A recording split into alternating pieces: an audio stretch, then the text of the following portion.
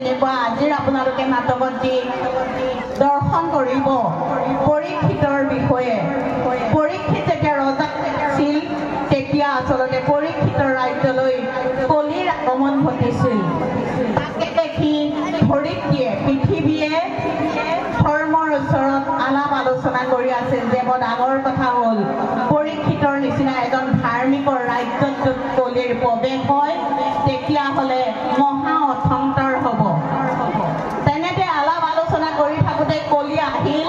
কলিয়ে ধৰ্ম খেদা মাৰি আহিলে সেই সময়তে পৰীক্ষিতে গৈ দেখিলে যে মহা অথন্তৰ হ'ব ধৰিছে এইজন কোন পৰীক্ষিতে ধনুষৰ হাতত তুলি লৈ কলিক শিৰচ্ছেদ কৰিব বিচাৰোঁতে কলিয়ে পৰীক্ষিতৰ চৰণত শৰণাপন্ন হৈ গ'ল মহাৰাজ মই কলি মোক নামাৰিব যেতিয়াই পৰীক্ষিতে গম পালে তেওঁ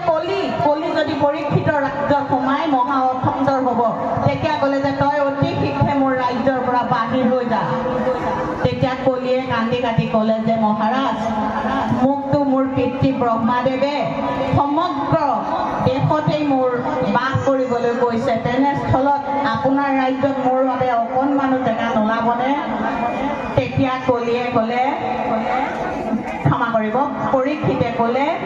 যে তই মাটিৰ সীমাত থাকিবি দুঘৰ মানুহৰ মাটিৰ সীমাত থাকিবি আপোনালোকে নিশ্চয় বুজি পাইছে মানুহ মাটিত কলি থাকে সীমাত কলি থাকে সীমাত ঠেলা ঠেলি কৰোঁতে সেইকাৰণে আচলতে কলিয়ে কাজিয়াৰ সৃষ্টি কৰে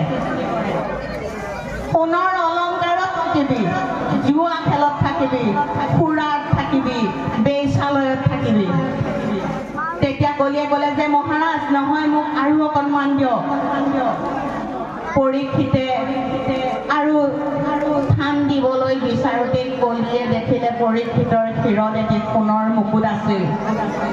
তেতিয়াই কি কৰিলে কলিয়ে পৰীক্ষিতৰ শিৰৰ সোণৰ মুকুটটোত নিজৰ স্থান হিচাপে তেওঁ তাতেই বাস কৰিলে আৰু তাৰ কেইদিনমানৰ পিছতে পৰীক্ষিত মৃগয়া কৰিবলৈ যোৱাৰ সুযোগ বুজিয়েই কলি পৰীক্ষিতৰ আৰু সেই মুনি এজনে তপস্যা কৰি থাকোঁতে সমীৰ মুনিয়ে তপস্যা কৰি থাকোঁতে পৰীক্ষিতৰ খুব আছিল পানী বিচাৰিছিল পানী নিদিয়াত এটা মৃত সাপ আনি মুনিজনৰ শিৰত দি দিলে সেয়া আচলতে কলিয়ে কৰিলে আৰু যাৰ বাবে মুনিৰ পুত্ৰই পৰীক্ষিতক দিছিলে যে 7 দিনৰ ভিতৰত তোৰ তথ্যকে দংশন কৰিব তেতিয়া পিতৃয়ে কান্দি কাটি ভগৱানক আৰাধনা কৰিলে যে পৰীক্ষিত ৰজাৰ যদি এতিয়া মৃত্যু হয় দেশত কি হ'ব চোৰ ডকাইত বিভিন্ন অথন্তৰ হ'ব প্ৰভু কিবা এটা কৃপা কৰা তেতিয়া ভগৱানে এটাই পৰামৰ্শ দিলে যে শুকমুনিয়েহে ইয়াৰ উপায় কৰিব পাৰিব আৰু সেই শুকমুনিয়ে কি কৰিলে ব্যাস মুনিয়ে ৰচনা কৰা সেই ভাগৱত ভাগি সৰস্বতী নদীৰ পাৰত প্ৰতিষ্ঠা কৰি 7 দিন 7 ৰাতি একেৰাহে পৰীক্ষিতক ভাগৱতৰ কথা শ্ৰৱণ কৰালে আৰু তেতিয়াই ভাগৱত প্ৰাপ্তি হৈ পৰীক্ষিতে মুক্তি লাভ কৰিলে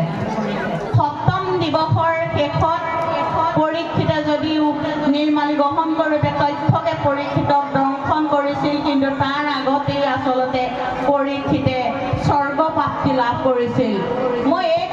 এই কাহিনীটো ক'লোঁ আপোনালোকক বিশেষকৈ মই যুৱক যুৱতী আই মাতৃসকলক এই কাৰণেই ক'লোঁ বৰ্তমান কলি যুগ চলি আছে এই কলি যুগত আমি সদায় জীৱশ্ৰেষ্ঠ মানৱ হিচাপে আমি সজাগ সচেতন হোৱাৰ সময় কোন সময়ত আমাৰ শিৰত কলিয়ে উঠি তাৰ লগত কি ঘটনা সংঘটিত কৰিব পাৰে সেয়া কিন্তু কোনেও অনুভৱেই কৰিব নোৱাৰিব সেয়েহে আমি কৃষ্ণ কথা ভাগৱত গীতা পুৰাণ শ্ৰৱণ কীৰ্তন মাধ্যমেদি আধ্যাত্মিক জ্ঞানেৰে জ্ঞানৱন্ত হৈ আমি আত্মিকতা লাভ কৰিব লাগে ভাগৱতৰ তত্ত্ব কথা আমি আচলতে যদি লাভ কৰিব পাৰোঁ তেতিয়াহ'লে আমাক কলিয়ে স্পৰ্শ কৰিব নোৱাৰে বৰ্তমান এই যুৱ উচ্ছৃংখলতাৰ সমাজত যুৱকসকলে যদি এনেদৰে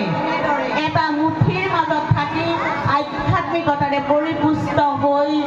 নিজৰ লগতে সমাজখনক আগবঢ়াই লৈ যাব পাৰে হত্যা হিংসা ধৰ্ষণ লুণ্ঠন কেতিয়াও আমাৰ সমাজত থাকিব নোৱাৰে মই আই মাতৃসকলক অনুৰোধ জনাইছোঁ আমি এগৰাকী মাতৃ হিচাপে আমি সন্তানৰ ওপৰত চোকা দৃষ্টি ৰাখিম যে আমাৰ ল'ৰাটো ৰাতিপুৱাৰ পৰা কলৈ ওলাই গৈছে আমাৰ ছোৱালীজনীয়ে কি কৰিছে আৰু আমাৰ যুৱকসকলকো এটা পবিত্ৰ মঞ্চত অনুৰোধ জনাইছোঁ আমি আমাৰ আজিৰ এই শুভ দিৱসত এটাই সংকল্প লওঁ আমি আমাৰ পিতৃ মাতৃক কেতিয়াও বৃদ্ধাশ্ৰমলৈ পঠিয়াব নোৱাৰাকৈ আমি সদায় ভগৱান হিচাপে সদায় ঘৰতে পূজা কৰি প্ৰতিপালন কৰিম আমি আমাৰ পিতৃ মাতৃসকলক সেৱা কৰিম যিহেতু আমি কৃষ্ণ সংস্কৃতিৰে গুৰুজনাৰ অনবদ্য সৃষ্টিৰাজিৰে একোজন নিপুণ শিল্পী ভাওনাবিলাকে আচলতে আমাক তাৰেই বাৰ্তা দিয়ে দুষ্টক দমন সন্তক যেনেকৈ ভগৱানে পালন কৰে এই কলি যুগতো কৃষ্ণৰ সংস্কৃতিৰ জৰিয়তে ভাগৱতৰ তত্ত্বৰে গীতাৰ মাহাত্ম্যৰে আধ্যাত্মিক জ্ঞানেৰে আমাক সেই পথ দেখুৱাই দিব যি পথত থাকিলে আমি সদায় সুখে সন্তোষে জীয়াই থাকিব পাৰিম বেছি দীঘলীয়া নকৰোঁ সময় বহুত হৈ গ'ল গতিকে পুনশ্চবাৰ গুৰুজনাৰ শ্ৰীচৰণত প্ৰণিপাত